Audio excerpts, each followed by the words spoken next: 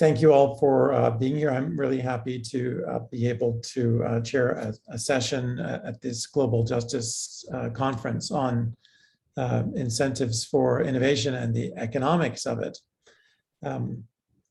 So I'm happy today that we have a really fantastic panel with Panos Kanavos, who's Associate Professor of International Health Policy in the Department of Health Policy at the London School of Economics.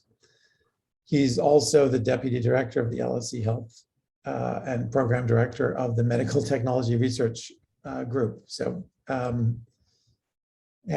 just a fantastic researcher who's had a lot of influence on policy globally and in Europe. We've also got Margaret Kyle, who's a professor at ParisTech, where she studies innovation, productivity, and competition. And she holds the chair in markets for technology and intellectual property, and is also a member of the Conseil National de Productivité in France. Again, a fantastic researcher whose work in this area is really influential. And David Popp, who is the Carolyn Rapp-King Faculty Scholar in Public Administration and Policy in the Department of Public Administration and International Affairs at the Maxwell School of Syracuse University. He's also associated with the Center for Policy Research and is a research associate of the NBER. A very influential scholar in the area of the economics of technological change and environmental policy. So I'm delighted to have this group. While we have a bit of a focus on the impact fund concept, as you can see from my screen, I also want to allow it to be a bit wide-ranging in terms of where we go. I'd encourage participants of the meeting to use the chat function to participate, or to put up your hand if you have a question along the way.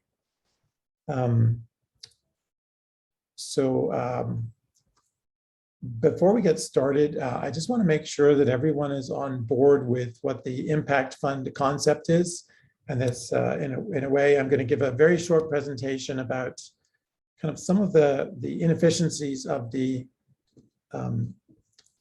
patent system and the kind of the standard system that we are using for supporting innovation. And then how this relates to the impact fund idea. And then we'll get the panel going. So first I want to talk about three problems with patents. And number one is the one that's really well known, which is that patents inhibit diffusion of the technology. And that's particularly true among the poor. High prices, of course, are the problem here, and the high prices are enabled by the effect of the patent, which is to grant the patentee exclusive use of, or the exclusive right to control the use of the innovation. Secondly, patents direct innovation primarily towards the demands of the rich, and that is not surprising because it's the rich who can pay high prices. And this is it's not a bad thing that the demands of the rich are met necessarily, but it's also essentially fails to meet much of the demand that we really need. And so we end up with innovation which is directed towards getting billionaires into space instead of meeting much more basic needs right here on Earth for a larger group of people. And finally, patents rely on individual purchasing decisions, and that means that in general, they fail to direct research that accounts for the benefits and harms to third parties, or what economists would call externalities. So when it comes to greenhouse gases, a very typical and important harm to a third party when there are no carbon taxes in place,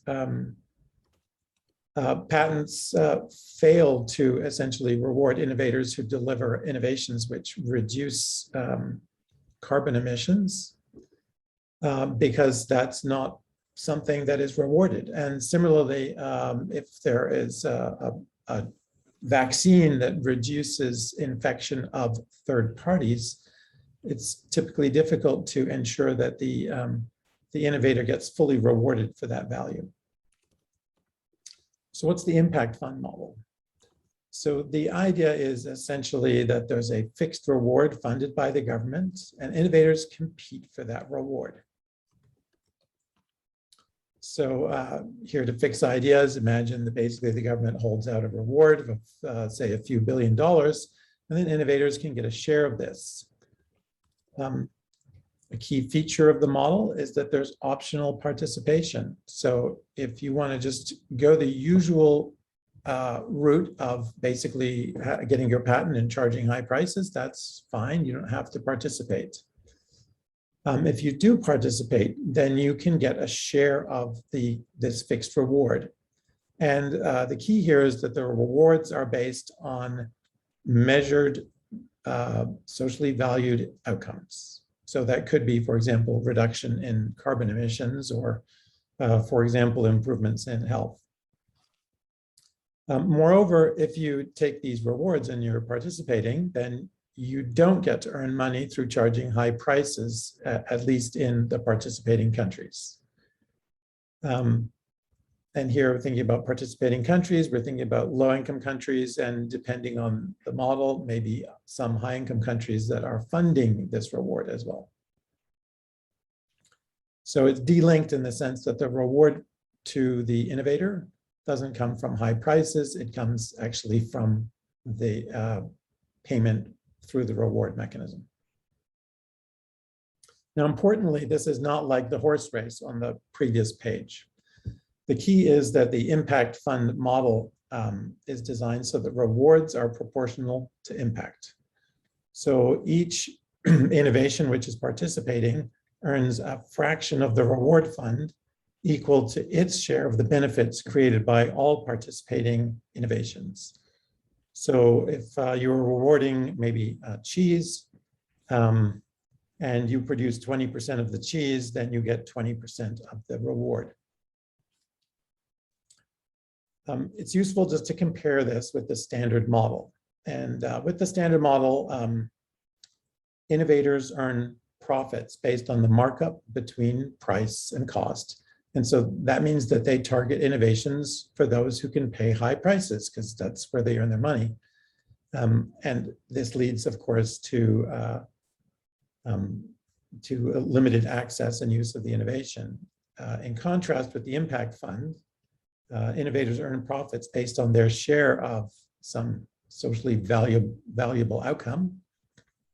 That means that they're going to target innovations with high social value. And because low prices are required, that maximizes access and use of the innovation. A few things to just mention is when you think about what the impact fund is, it's not an anti-capitalist kind of model. In fact, it is, I think it's although it requires government funding, it's pretty competitive and capitalist in nature. So first, it's compatible with the existing systems of intellectual property. It doesn't change anything about patents. It really relies on private capital, entrepreneurship, and competition as kind of core principles.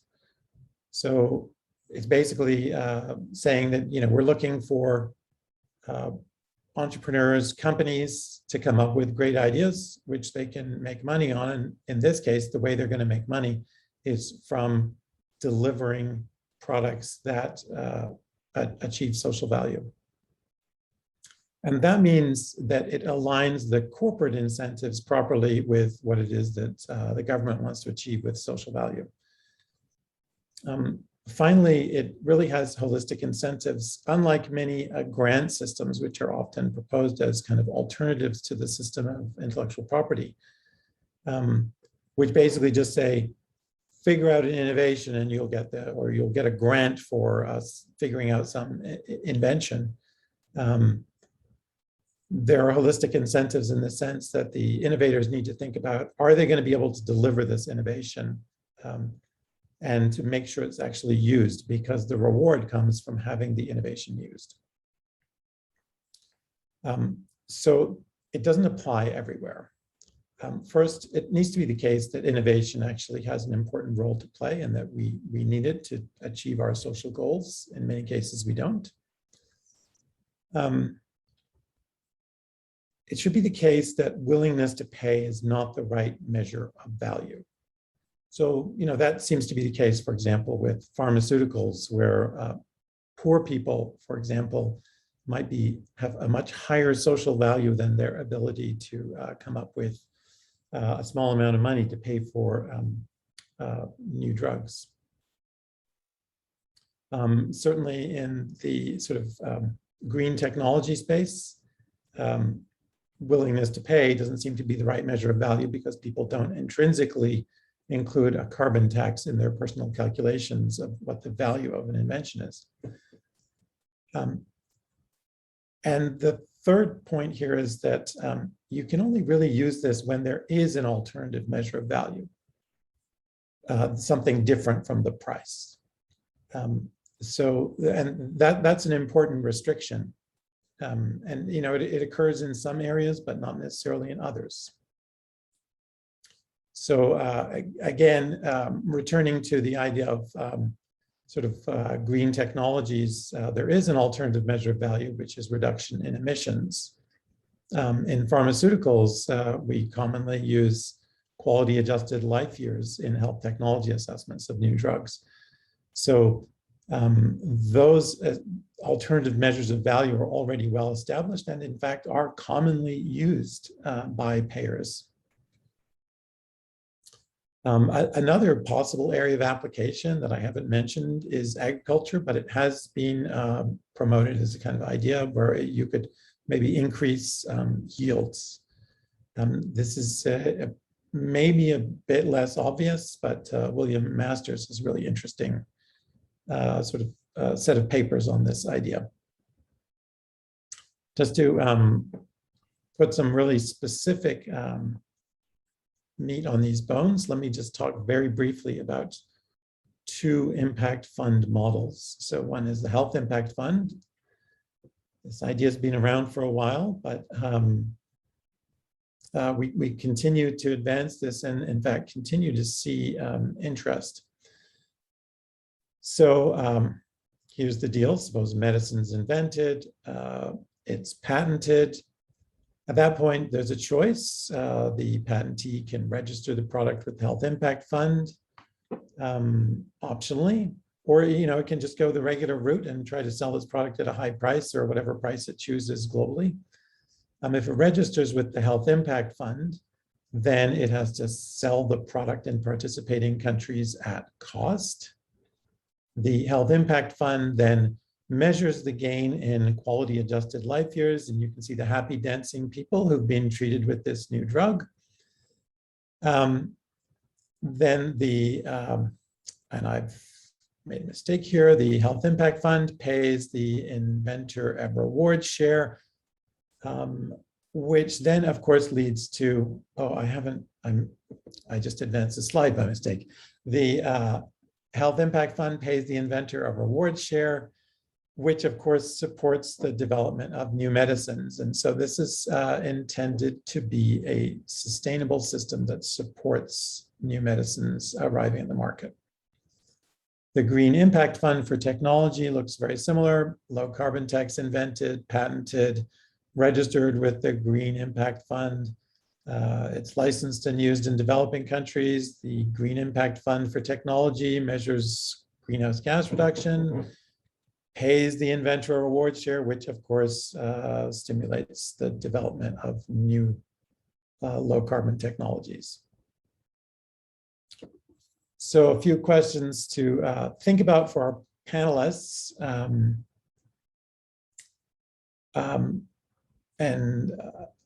So the first one is, well, what have we learned from COVID about our innovation systems? Are they working? Do they tell us anything about impact funds? Second question, it's commonly kind of one criticism that's fairly obvious and that I think is important and needs to be addressed is if measurement is problematic for the Health Impact Fund or the Green Impact Fund for technology, how is it that countries very ordinarily use health technology assessment to determine drug reimbursement or, in green technologies, certified emission reduction credits? And how are these affecting innovation? Are these existing systems which somewhat resemble these kinds of reward mechanisms working well? And can they work better? What's the best way of defining the baseline against which impact should be measured? And how can we test the impact fund approach? So just a few questions to get us started. And I'm wondering if I can ask Panos or Margaret to start off maybe with the first question. Thanks, Aidan, for the very nice introduction. So what have we learned from COVID about our innovation systems? I mean, I think that this has certainly highlighted some of the shortcomings of the patent system that you listed at the beginning of your talk. So we're now in a situation where we want to maximize access, and there is, because of the externalities involved, clearly an interest for all of us in having, including those in rich countries, and getting everyone vaccinated, not just within our own borders, but everywhere. The issues that we're facing in getting vaccines to poorer countries at the moment, I'm not sure how much of that can necessarily be blamed on the patent system versus other issues. So there are just insufficient funds or insufficient infrastructure in some places. There are supply constraints that have been important. I think those are gradually getting resolved, but certainly in the first 6 months or so, we just didn't have enough global capacity to get vaccines everywhere, whether there was a patent or not. So I think that has to also be acknowledged. Having said that, despite all of that, again, I don't know how much to attribute this to patents, but a year and a half in, we do have effective vaccines. That's remarkable. I don't think we necessarily thought that was going to be possible back in the beginning of 2020. We're now starting to see some treatments emerge. Again, I don't know how much of that to attribute to the patent system versus all these other factors that could influence that, such as purchase commitments by largely rich countries. But at least we're seeing some innovation at last. One other issue, perhaps, with the patent system that was also more evident in the early days of the pandemic was that probably there were insufficient incentives to develop off-patent drugs for new uses like COVID applications. So there were some efforts to do that with some older drugs. We didn't have great success there, but I think there were also issues in the fact that the clinical trials involving new uses for off-patent drugs were generally not funded by industry, not coordinated by industry. They were a bit scattershot all over the place. So it took us time to learn about the failures as well. And so, again, that's a problem in the patent system, that of course, once something is off patent and there's more limited IP available for new uses of old drugs. So maybe there were insufficient incentives, at least in the private sector, to pursue those kinds of treatments. So I don't want to talk too much because I want to give other panelists some time to weigh in here. I guess one other lesson for me from COVID was the challenges of international coordination, even when there's clear interest and clear need for international coordination. And again, I think we've made some progress now, a year and a half, almost 2 years in. But at the beginning, there wasn't much international cooperation. There were export constraints or export restrictions put in. Europe took some time to get its act together in terms of procuring vaccines for the continent, and I would argue has some regrets in how it went about doing that. In the US with Operation Warp Speed, now, of course, with 2020 hindsight, we look back at some of those contracts and wonder if they were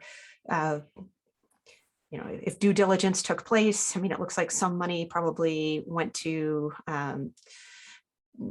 some producers that maybe it shouldn't have gone to, or so perhaps we've learned that government faces some challenges in implementing things like an impact fund, and especially when there's coordination required between governments. That's something that we should certainly think about doing now before we have another crisis, because clearly in the heat of the crisis, that coordination quickly can break down or not get started in the first place. So let me pass it on to my co-panelists here. Aidan, can I echo what Margaret said, and also supplement with the European experience, which I think was, well, in more ways than one, interesting. I think it was a race to negotiate companies down on price, probably rightly so. But in such a situation of a global emergency, other countries did have had other views about the same thing, and so you're finding yourself in a kind of a chicken and egg situation where someone is willing to pay more and others are desperately trying to pay less. And yes, there were significant issues of both coordination as well as cooperation. And I don't want to expand on that one. We'll probably come later. As a result, we were actually late in procuring vaccines. But one big lesson for me, well, overall there was 2 or 3 lessons. So one is about the price negotiation in the context of a global emergency, and definitely that some countries are obviously willing to pay what the drug companies wanted or thought might be a fair price, given on a price volume, given a likely price volume agreement. The second thing, which was equally important, was the fact that the advance purchase agreements that the European Union tried to negotiate were never combined with firm delivery dates. So it's just giving whatever company a blank check and say, well, we understand that you will do the best you can to deliver vaccines to us tomorrow, the day after, but we're not imposing any sanctions or any constraints on your behavior. And yes, I do understand that Margaret's point, and I fully agree that there were issues of coordination, there was the global supply issue, etc., but we could have foreseen this. We're talking about a global emergency here, a global situation. So there are issues that you can address with relaxations on the patent side of things, and there are issues that you can address by improving or enhancing manufacturing capacity, which is more on the industrial side of things. So why were not, as part of the negotiation process, companies not willing to comply with, or at least discuss, voluntary licensing arrangements? And that takes us into TRIPS flexibilities here. And I'm not talking about the advanced technology that we're using, where you need capacity, you need industry, etc., but on the traditional technology, you can actually enhance capacity by let's say accepting a voluntary licensing model. And of course, on the mRNA technology, yes, you do need the knowledge, the understanding, the expertise, and so on and so on. So this is probably an irrelevant tool to use. So I think these are important lessons from my side, which I think we have to take stock of and try and do better next time around. The big hope, of course, is that a similar situation does not materialize anytime soon. But trying to transpose it to other situations, I think that the elements of TRIPS flexibilities in terms of delivering that capacity to manufacture, whether it is in other parts of Europe, if we're talking about the European Union, or the developing world, or other countries outside the EU, the periphery, or the low and middle income countries, I think this could be an opportunity for us to do much better and much sooner, so that more people could have had access a lot sooner. I do just want to note that there has been voluntary licensing, particularly of the more recent treatments. It's some combination of tiered pricing or voluntary licensing, where the licensees are restricted in the number in which countries they can sell in. But I think I don't think we should say that the industry has not come to the table to negotiate. Part of that is in the shadow of the threat of compulsory licensing, for sure, but there has been some voluntary licensing. Some, and it's all part of the cooperation, coordination, collaboration that could have taken place a lot sooner, as opposed to arguing about this 5-6 months once a vaccine has become available. This could have been this is where we need the foresight and the deliberation of our decision makers. I think that's the point I'm trying to make. So there's a lot of criticism of industry for making too much money from their successful vaccines, whether it's Pfizer or Moderna, on the basis that they received quite a lot of government support and then are sort of walking away with the profits. One of the things that I draw from this experience is, first of all, the importance of industry as sort of the innovative partners, the ones who are bringing the capacity to the table.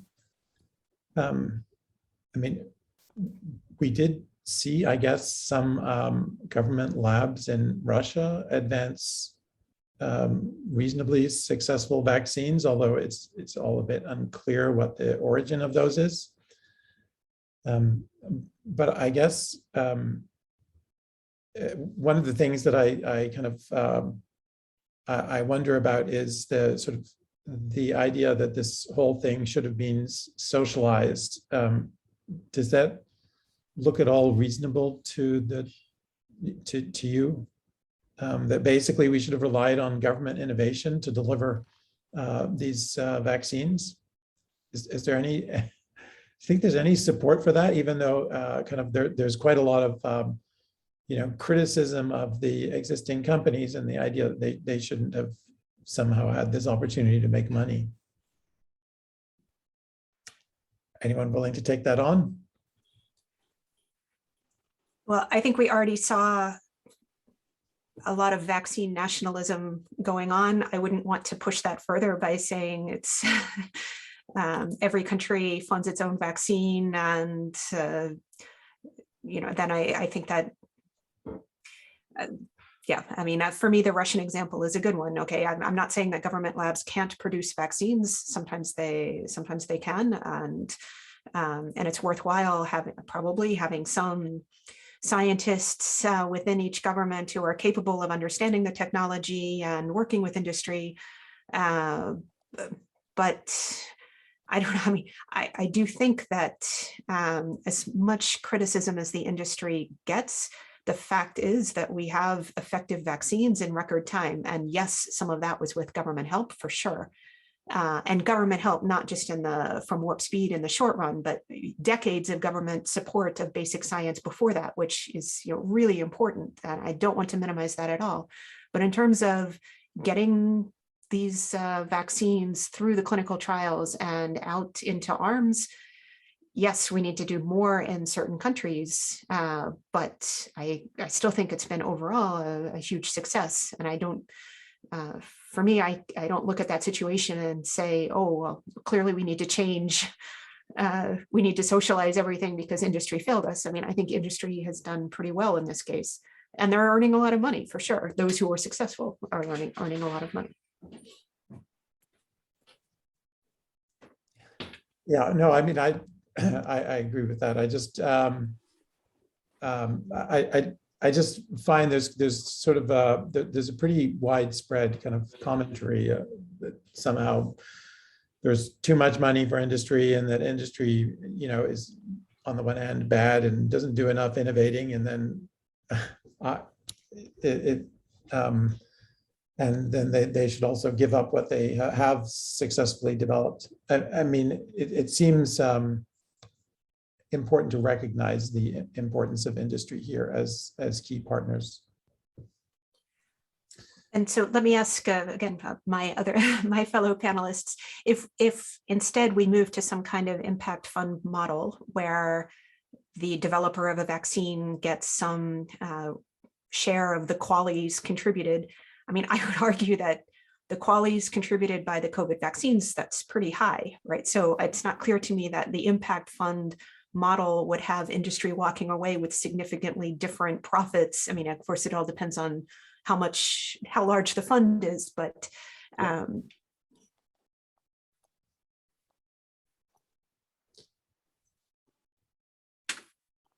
yeah, I mean, I don't think that the impact fund model is set up to address the needs of this kind of setting. It's really targeted more at markets with sort of low-income people, mainly. I mean, that's what it's about. I wonder whether we could just move tracks a little bit and address, I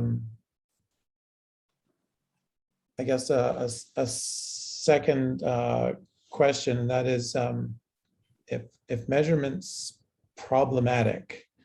So, and that's kind of the standard, I think the main critique of impact funds.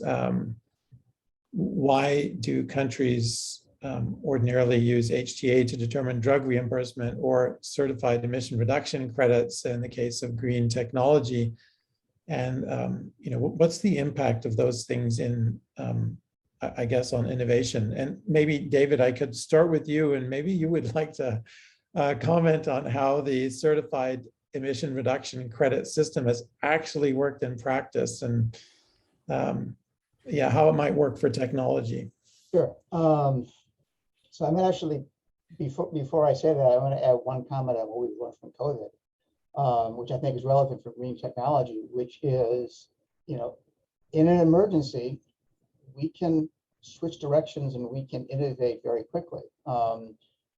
One of the challenges with green technology and, you know, thinking about climate change is, I mean, in some sense it's an emergency, but it is an emergency with a, you know, we're looking at a 10, 20-year timescale for the energy transformation. So how you create that same urgency, I think, is a really important question. On the measurement issue, I think it's a really important question, and I think one of the challenges is we haven't necessarily done a great job on it, and it's actually going to get, and thinking about developing countries is going to get harder.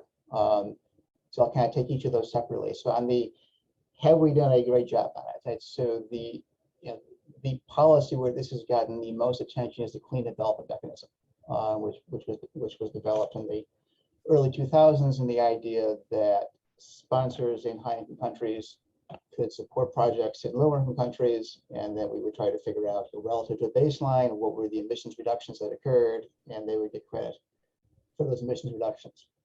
So there's an interesting working paper that's circulating right now. Raphael Hillel at Georgetown, I think, is the lead author on it, that basically takes kind of a thought exercise to say, well, it's hard to figure out how well we've done on these mechanisms because we need to figure out what the baseline is. So his thought exercise is, let's take a project that's been sponsored, and they look at wind turbines in India. And if we can identify a project that was supported with private funds that started at the same time, that cost less and produced more electricity, then clearly this really wasn't an additional emission reduction. And obviously this is very sensitive to what assumptions they make about payback periods and stuff, but their baseline estimates, they find that about half of the credits they look at actually have a project like that clearly dominates that was done in the private sector. And I think part of what that gets at is it's very challenging when you have a moving target, right? When we're developing new technologies and you're trying to figure out what the baseline is, and we know that there's lots of things being developed in the private sector, right? So to figure out what are the additional benefits of technology A versus technology B, right? I think it's probably harder with something like green technology than, we're looking at, go back to the COVID, where it's we have a vaccine or we don't have a vaccine, right? I think it's fair. It's going to be more straightforward to say what the benefit is versus, well, this turbine is a little more efficient than that turbine, and so how easy does it make it to install this, and how many people are installing only because of that? So I think that's one challenge. The second challenge is anything like an impact fund looking at green technology is going to need to take into account what are countries currently committing to do, and how do we incorporate that into the baseline? Right? So then this is something that as part of the CDM has been a big part of. It was a part of the negotiations in Paris and still part of the discussion in Glasgow, because the original clean development mechanism was developed under the Kyoto Protocol, where low-income countries had no, they were not expected to do any emission reduction. Right? So if there was something done, we could say, well, this is additional. Right? And now we're asking every country to come up with a plan for how are they going to reduce their emissions. Right? And so, we need to think about is something like this intended to be a way to help them accomplish those goals? What does that mean for a baseline? Versus is something like this is intended to be something to augment those goals and to go beyond what they're committing to on their own, because those can be two very different baselines.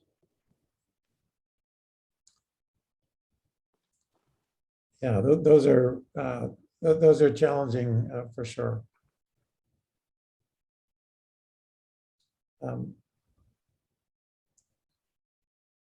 In the pharmaceutical side, so this is a pretty broad question. I mean, how is the use of HTA affecting innovation?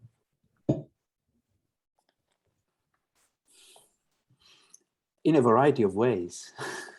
It is affecting it, though, I think, Aidan. But I think as a general comment, it's not only the use of HTA, but it's a whole raft of a whole bunch of other things that we have before a new compound or a new drug comes to be assessed and appraised by an HTA agency. But we do know that drugs that the FDA, for example, classes as first in class, have a tougher time, particularly in Europe, but also in Canada and Australia, in terms of obtaining approval. That is not necessarily a bad thing, because HTA bodies may be skeptical, maybe, the quantity or the quality of evidence may be insufficient, and so on and so forth. But what the HTA, I don't want to hover around the HTA too much, because it's a process. We need to remind ourselves that we are practically, well, first of all, we have different models of HTA. And secondly, largely speaking, we rely on the very same clinical evidence across jurisdictions, whether you're looking at Canada or Australia or England or France or Germany. So you have the same clinical trial. We don't do clinical trials, bespoke clinical trials for each and every country, right? So we do have the same clinical evidence, or at least largely very similar clinical evidence. And what we have to make decisions on rests on a series of contextual factors as well as the clinical evidence.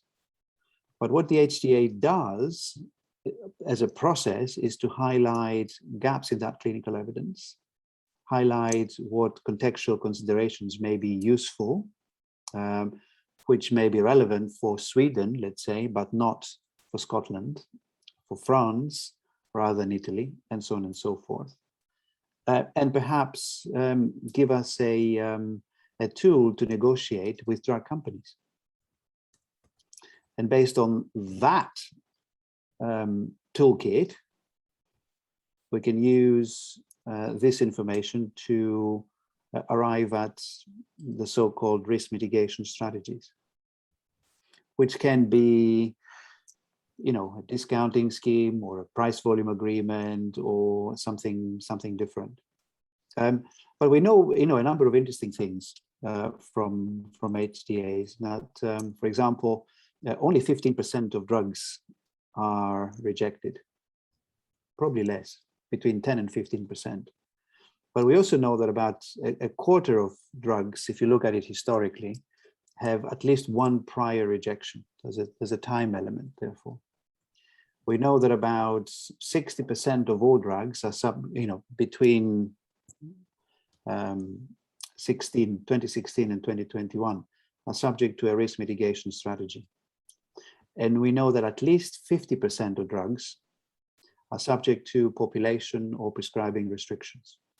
So it may be that Health Canada or the EMA in Europe or TGA in Australia approve one drug with a label, which is a broad indication, but at the end of the day, that indication is actually reduced or refined or fine-tuned somehow. Okay, so that's a population kind of restriction. So you have a number of things that HTAs do in terms of how they deal with the new drugs coming to them to try and optimize, quote unquote, utilization. And through the toolkit I didn't explain, but I alluded to, they help us make sort of these decisions based on negotiations with the drug companies. Can I just pick up on the point about the changes over time? So the point is that we learn about innovation and the value of that innovation over time. It's difficult at the time when a drug applies to be launched to have complete information. It's based on a limited number of clinical trials. Nevertheless, that's usually the point at which first we allow it on the market and we try and determine a price. And at that price tends not to react to information very much as it's revealed over time because of the rigidities of price regulation in many countries or the perversities of the US system. So for me, that remains a challenge when thinking about how to use something like the QALYs in an impact fund context, because what happens if the benefits from an innovation are realized over a 15 or 20-year period? So a recent example, I know there was a study in Britain, maybe specifically England, about the cervical cancer vaccines that were launched something like 15 years ago. And we're now seeing the effect of a reduction in cervical cancer in the population of what were teenage girls now reaching adulthood. It took a long time. I mean, they're quite striking results, but that took a long time to actually measure. So how to fit that into an impact fund kind of model is, for me, you have to have very patient innovators or very patient funders of the innovations that might benefit from this health impact fund if it takes 15 or 20 years to measure. I mean, I think the basic idea is you would try to assess the expected QALYs just in the same way as any of the payers in high-income countries did for that vaccine. Sure, but then we have measurement error, which is greater if we have a very short period of time or window over which to measure it. And so that potentially that means that we're going to overpay through a health impact fund for some innovations and underpay for others. So the same kinds of distortions exist, of course, outside of health impact funds, but that's, again, just one of the challenges in measurement that I think is still pertinent. And the other issue is that most HTAs, when they create these quality measures, it's a fairly narrow definition of a quality. So it doesn't necessarily consider improved productivity for the individual receiving the drug, or for the rest of the household that no longer has to arrange to take care of a sick person at home or something like this. So there are other externalities that might be missed from the in the current quality assessments. So something that could in principle be fine-tuned in a health impact fund kind of context, but something to consider. Plus, of course, we're not necessarily using the quality throughout. Yeah, no, I mean, that's I think Margaret very nicely alluded to some of the shortcomings that we have, and I think, you know, if you ask some of the stakeholders there, they will also tell you that a number of things are missing from the quality as we use it, for example, in the UK, despite the you know, the extension to 5 levels and so on over time. So that's one dimension. I mean, we work with patients and users, in other words, but also carers will highlight the absence of elements of severity or relevance to the certain endpoints. Although the proponents would say, or the quality would say that severity is included, but the argument is that, you know, in many sets of circumstances it isn't, or at least it isn't in the extent that users would perceive it to be optimal, and the fact that, you know, equality doesn't mean much in countries like Germany, for example. It may increasingly mean something in France, but it doesn't mean anything in Germany. So you're looking at alternative metrics of benefit that could be used, or can be used, or should be used, or ought to be used when trying to kind of weaponize or optimize or do something with a health impact fund. In other words, you know, what is the unit of measurement? What is the health gain, and how do you calculate that over time? And one thought I had a long time ago was to say, well, let's look at illness, or a very crude metric, cost of illness, and how much does this new technology, how much of the direct and indirect cost, and I think Margaret alluded to that, how much of that direct and or indirect cost that new technology takes out of the cost of illness? Does it allow people to go back to work, for example? Is it measurable? Does it take into account whatever else is consumed by a patient and or a carer, etc., etc.? So you know, there are discontinuities, there are significant methodological but also practical concerns that we have with some of the tools that we use here. right.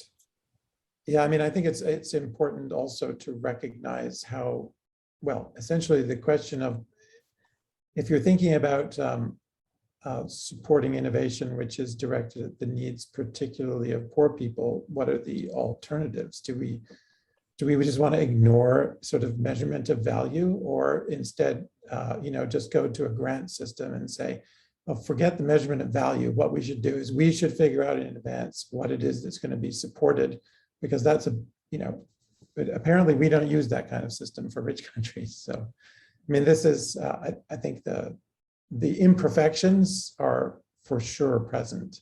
And then the question is, well, what is the alternative? Yeah, so I agree with that. Definitely, we're never going to get to first best. So it's, you know, what trade-offs are we willing to make here? I guess I wanted to ask David if he had any insights from the eventual agreement across countries on what metrics to use in environmental questions, because I don't think that there's perfect agreement as to what metrics one would use in healthcare. And some of that, I mean, there are differences across countries.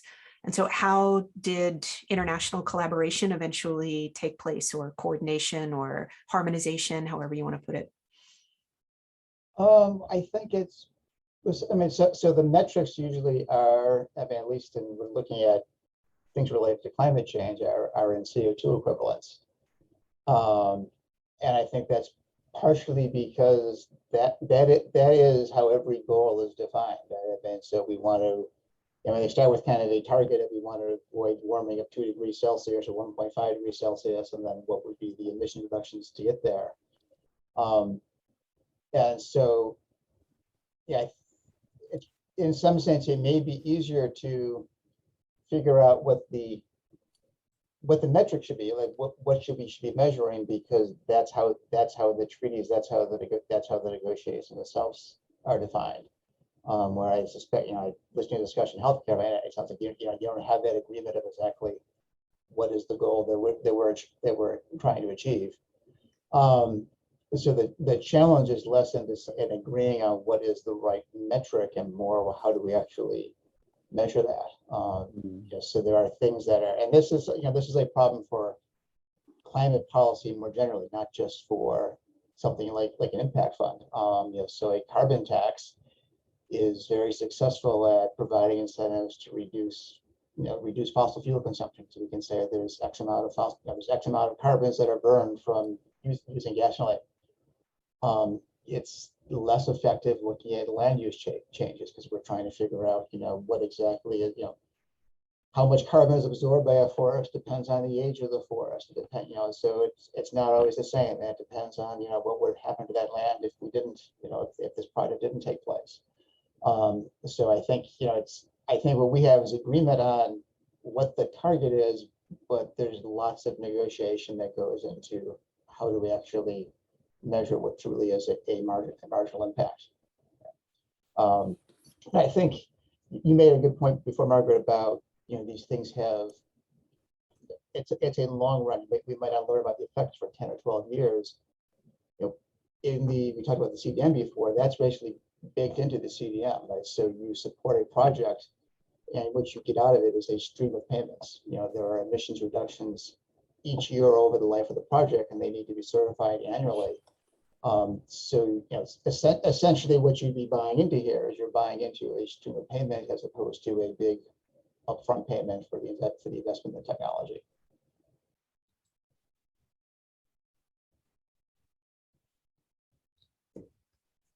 So I'm wondering if I can invite any questions from the participants here.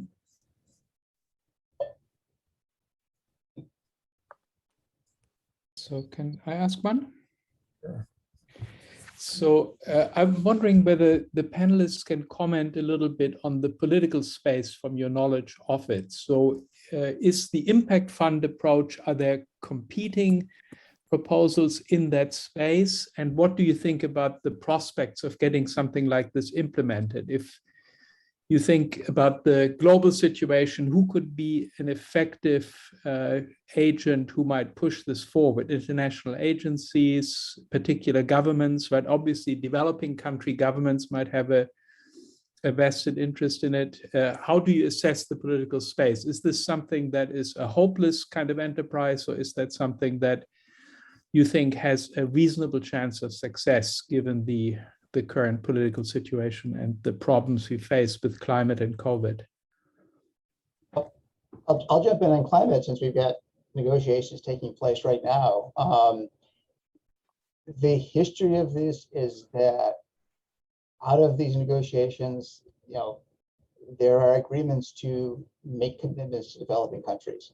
So 5 years ago, 6 years ago now in Paris, it was about a climate adaptation fund to help countries adjust to the changes in climate. And historically, these sound nice, they get agreed to, they have always been underfunded. Because it's always that, well, we'll put money in this year, and by 2020 we'll have a certain amount of money in it, and they've never actually, I can't think of a single one where they've actually gotten from the donor countries the amount of money they actually said they would put into it. And so I think that is clearly going to be a big challenge. The other challenge of something like this is to figure out, so we had the discussion about what are the competing interests, what else might be needed. And one of the issues is that this is, getting these technologies is part of it, but there's bigger infrastructure and lifestyle changes. There's a nice piece in the Wall Street Journal today The South Africa has proposed at the negotiations that they're willing to start, phasing out coal, but they want the developed countries to help pay for it. But that's not just, buying wind turbines and solar panels. I mean, they talk about, this coal is a big industry. We need to help these workers adjust. I would assume you're taking these into, and particularly if you go beyond South Africa and into other countries, other countries with lower incomes, the infrastructure itself is going to be a big issue, right? So, renewables are intermittent. One of the ways we balance the grid is by having diversity, right? So if the sun isn't shining somewhere, we can get power from somewhere else. But if you don't have a large transmission network, that's going to be difficult to do. And so you're going to need a lot of that infrastructure development as well, right? So I think, one thing that's important, and we think about anything in the green tech space is, you need multiple policy tools. It's not a one size fits all solution. And so I guess the question is trying to figure out whether this fits in as one of the policy tools, or whether the administrative costs and what it adds, whether it'd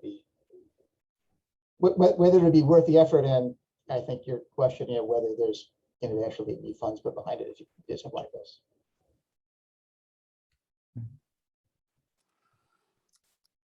I mean, it's clear in the green space, there's really an urgent need, especially just for more investment generally. It's, a lot of this is really just about spending on things that we already know how to do. And, the impact fund approach is not appropriate for that, because it's about supporting something that's essentially risky to build or develop. It's about supporting, unknown costs. I mean, that's essentially what this is good for. So it needs to be the case that you have to support something, well, innovation in particular, and that you want to transfer the risk of inventing and the investment in invention to the private sector, where those capabilities exist. If you're just paying for something that you already know how to do, then you don't need anything like this. I mean, just a very quick couple of thoughts, Aidan, from the health policy side of things. I think healthcare is a priority, obviously. I mean, COVID has shown us that it's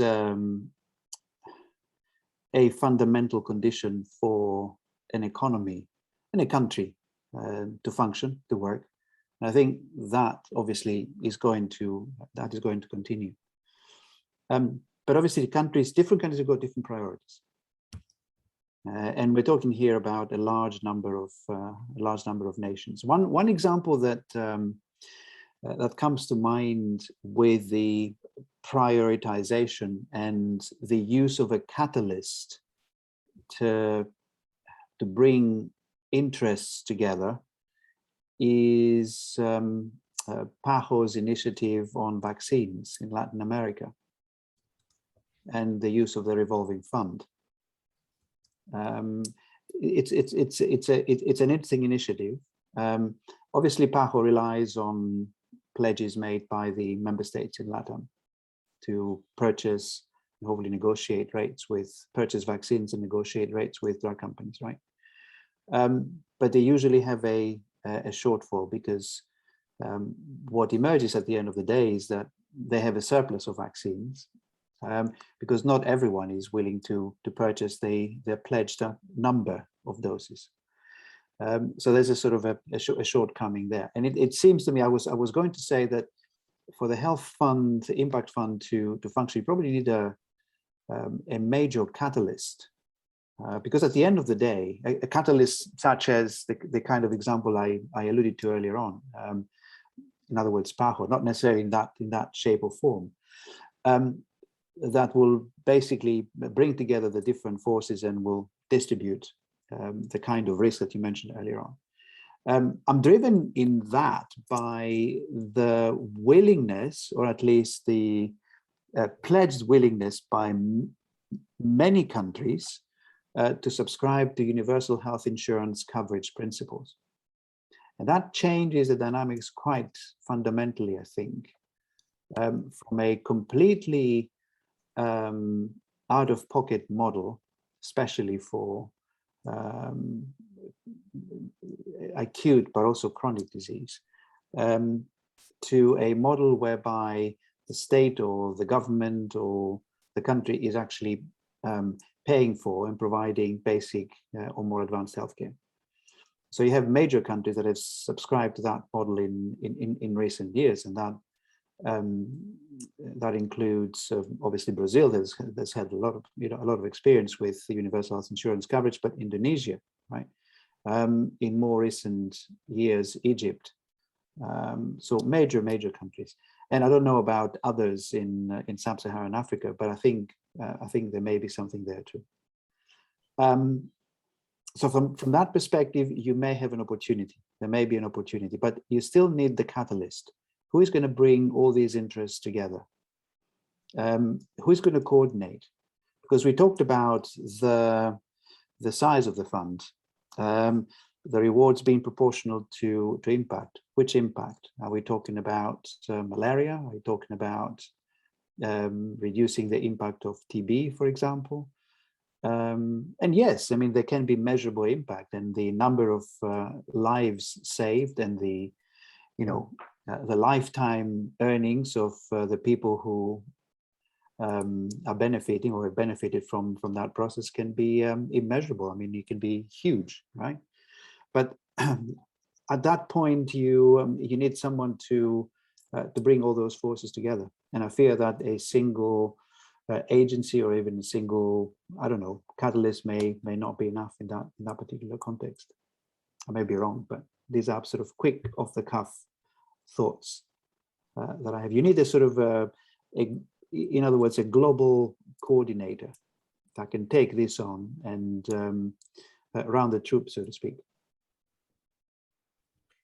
So on that point, I think it's unfortunate that I think some global faith in the WHO has probably been weakened over the last couple of years.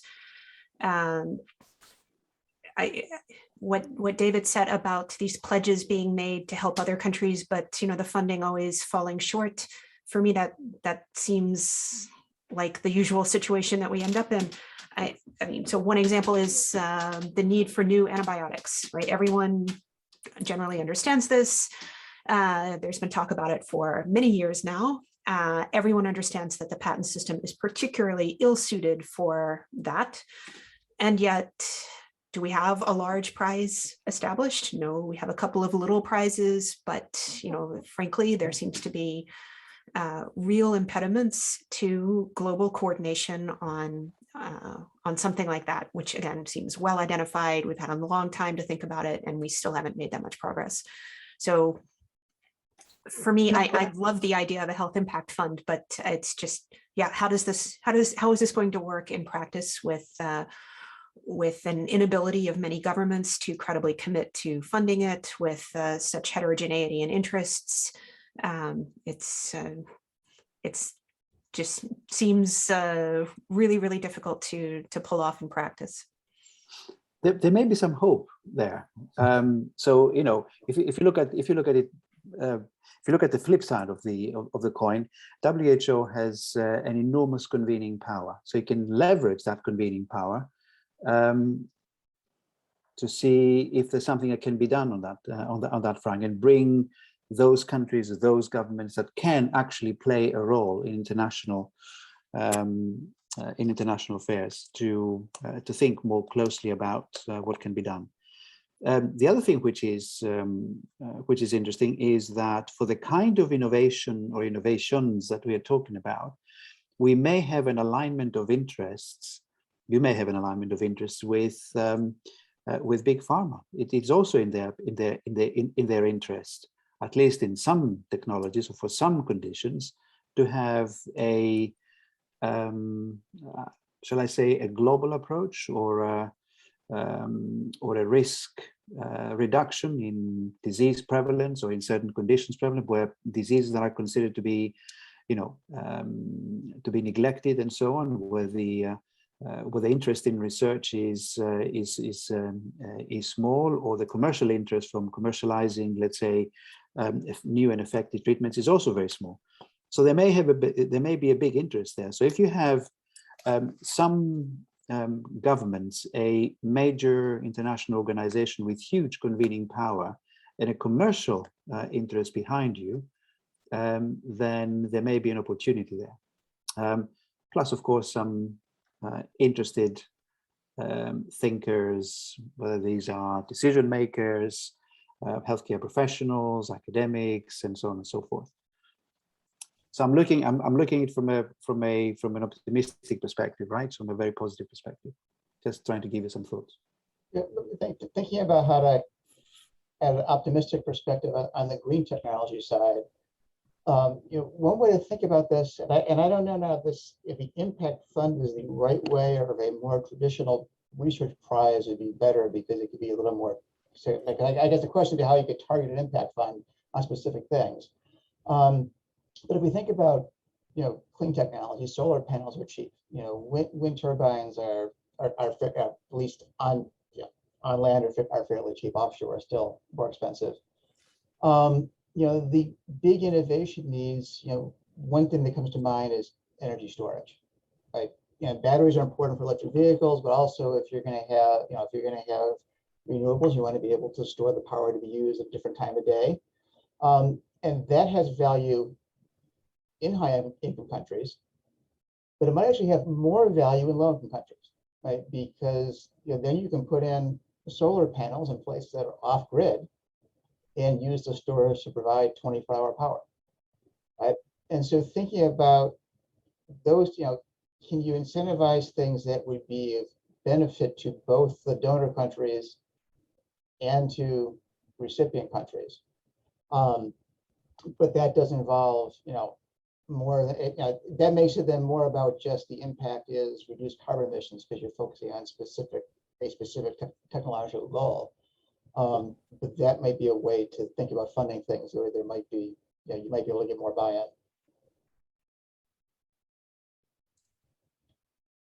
Yeah, I mean, one of the features of these impact funds is they're really, I mean, they are kind of industry friendly in the sense that they actually have, instead of, for example, just, transferring money to, another country, you're basically saying whoever can come up with the innovations that are of value to that other country can get paid. And typically, I mean, in a cynical kind of way, I mean, it's clear that many of those innovations are actually going to come from the high income countries. So it actually is a little bit different in terms of the expectation about, where the money is going to end up. I guess in terms of the kind of feasibility of can we kind of find the coalition that's willing to support something like the Health Impact Fund, as Margaret has wondered about whether that's really feasible. We aren't really targeting a global coalition to do that right now. Instead, we're targeting something much smaller, a pilot that maybe one or a couple of countries could finance, that would be short term and that would really kind of test out the mechanism a little bit more clearly. Something that would basically be a something in the range of $100 million competition between a few companies to deliver health benefits in developing countries. So I'm wondering, Margaret, since you've offered a variety of perspectives, where would you go if you were looking for the optimistic angle? I guess I would look at the recent agreement among rich countries on corporate taxation as evidence that every once in a while we pull off some collaboration. I mean, you're right that if you're willing to start small and you have a set of voters willing to accept contributing to a global public good selflessly, then I would love to see pilot projects. I would love to see some, to have some ability to measure just how responsive is innovative effort to this kind of impact fund. I mean, I think that would be great. It's just, I guess, practically, I mean, even within Europe, where there's, there's the European Union, which should be coordinating the interests across a diverse set of countries, it clearly in practice is challenging to get agreement. And in the US, I should say, coordinating across 50 states with also quite divergent interests when it comes to something like coal, if we're talking about the energy space. Yeah, I don't know. I think maybe I've been too cynical after watching gridlock in some of these countries over the last couple of years. And so it's good for me to be on panels like this with optimistic people.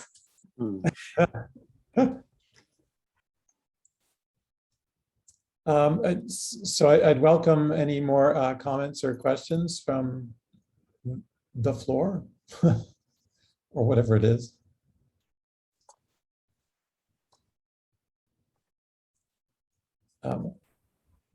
If there's none from the audience, actually, I have one for Margaret and Panos. We're thinking about the value of these patents. Is it possible that the value to the firm might be bigger than the value to getting out the health treatment? And so my kind of understanding of the Moderna dispute is that part of Moderna's concern about protecting this patent, and you guys can correct me if I'm wrong because you know more about this than I do, but isn't part of their concern about protecting the patent is they're not just worried about the value of the COVID vaccine, but they developed a new technology for creating vaccines, and licensing that might increase competition in future markets that they may want to develop. So that this might have a bigger value to the firm than just the qualities from getting the current vaccine out. And so if that's the case, how do we deal with that and an impact fund? Yeah, I think for me that's a problem with patents that are overly broad. So in the good old days, it used to be that the patent would cover the molecule. That was the innovation. It was really tight protection around it, but pretty clean when the patent expires. It should be relatively easy for others to manufacture it.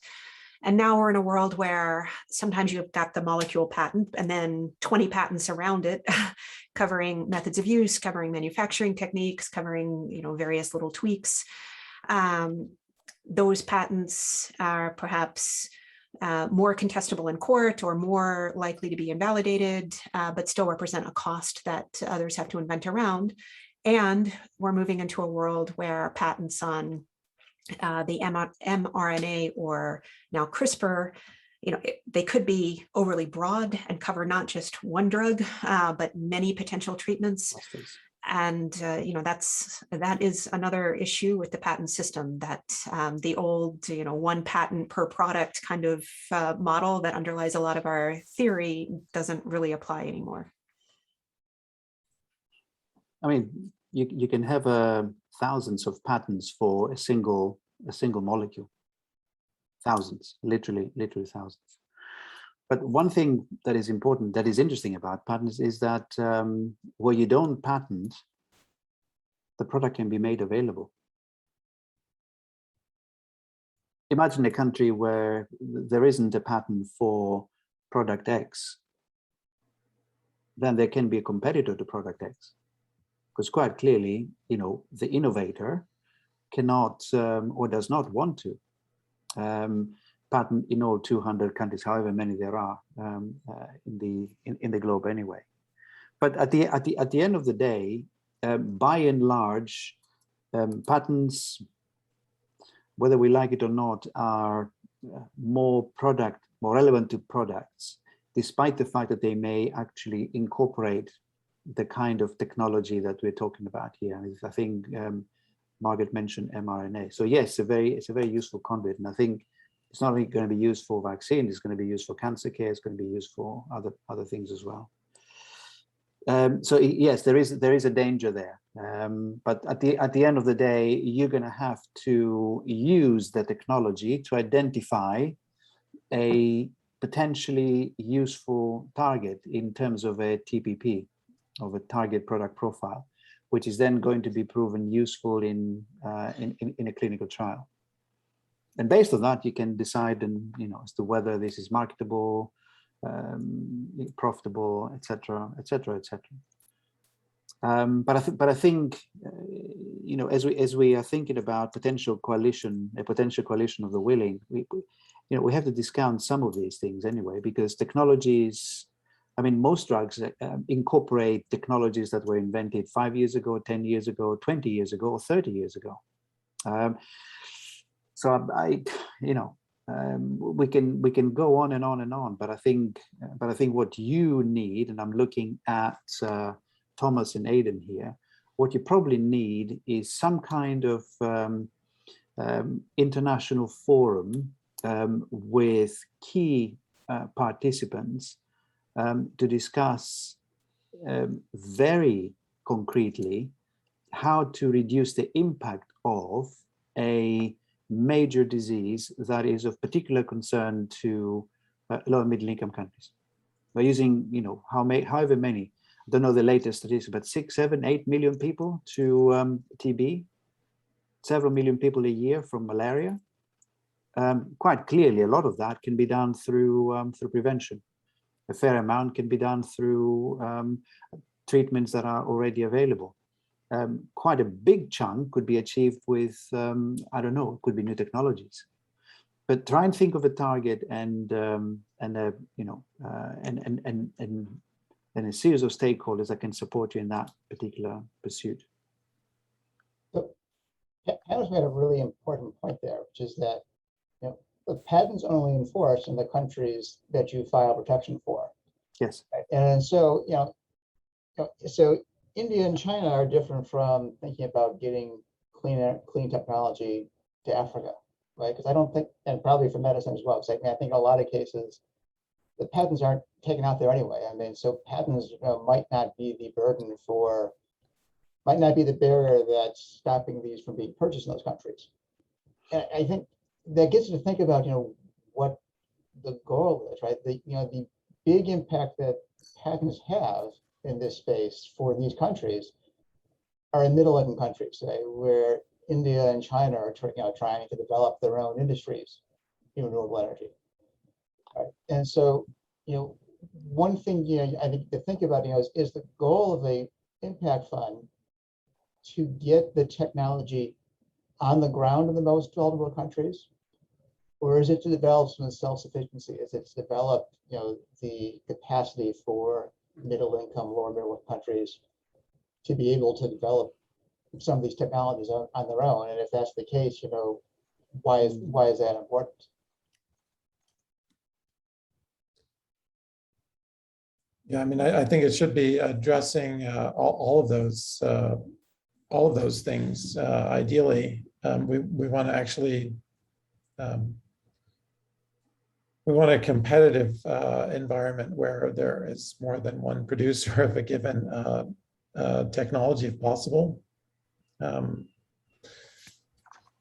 And it's clear that the countries themselves are looking for the opportunity to engage in production of kind of green technology products. So I see David had a question. Yeah, it's related to the financing problem. If you had a metric, a solid metric that is capable to link, I know it's not the original philosophy of the Health Impact Fund, but if you can link it to GDP, well, how to explore, or what is the position with, or what could be the position with getting involved the big credit rating agencies and the bonus market? In that, if you can just justify with a solid metric the impact in savings or on future production of the countries, that would be like a parallel or maybe partial or complementary avenue for funding. So there's more in the point of the metrics, probably. Yeah, I'm not sure I understood, but you were asking about rating agencies like bond rating agencies? Or I'm confused.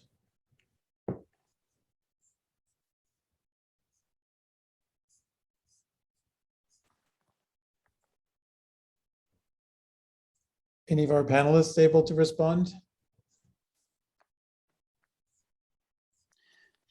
Not from my perspective.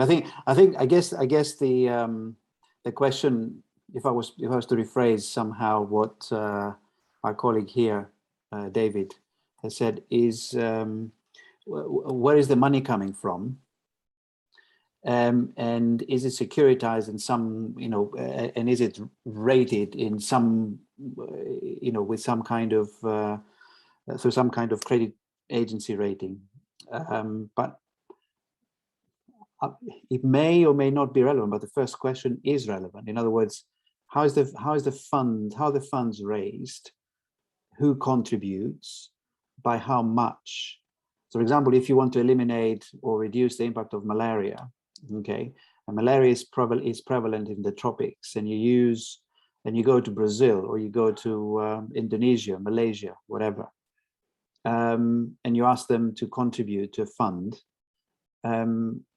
On what basis? Well, based on prevalence, for example, they contribute, and who else contributes to that fund? Is Germany contributing to that fund, or is it the country with the largest drugs industry, the US, going to contribute to that fund?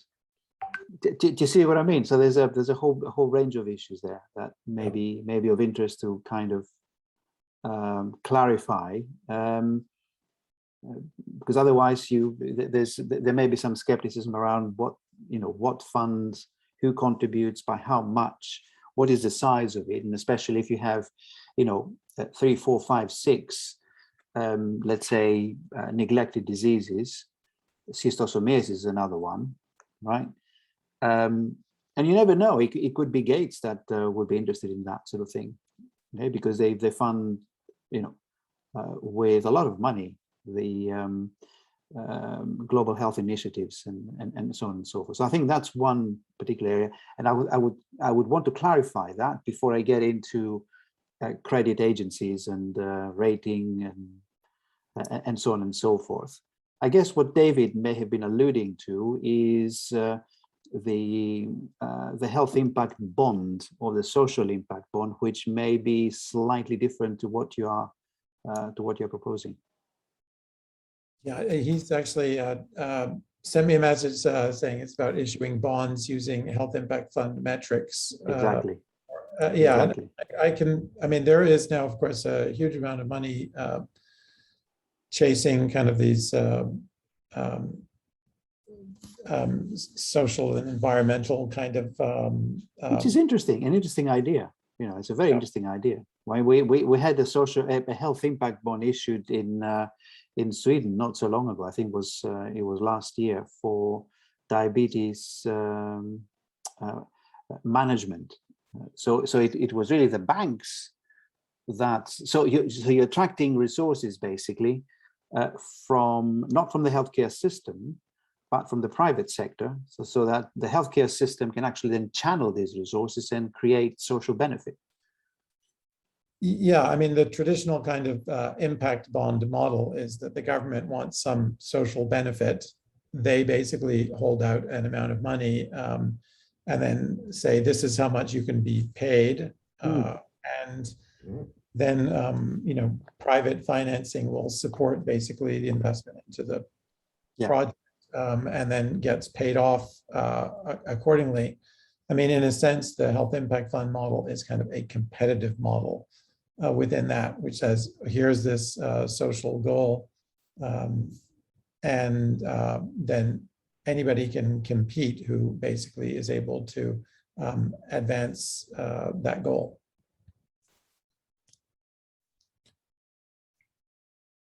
Okay, so we just have, we have 1 more minute. So any sort of final comments? then at this stage, let me just spend that last 30 seconds saying thank you so much to our panelists, Margaret, Panos, David. I really appreciate your contributions and ideas, and also to all the to everyone who joined. Thank you. Appreciate it, and I really appreciate the great ideas and thoughts. Thank you.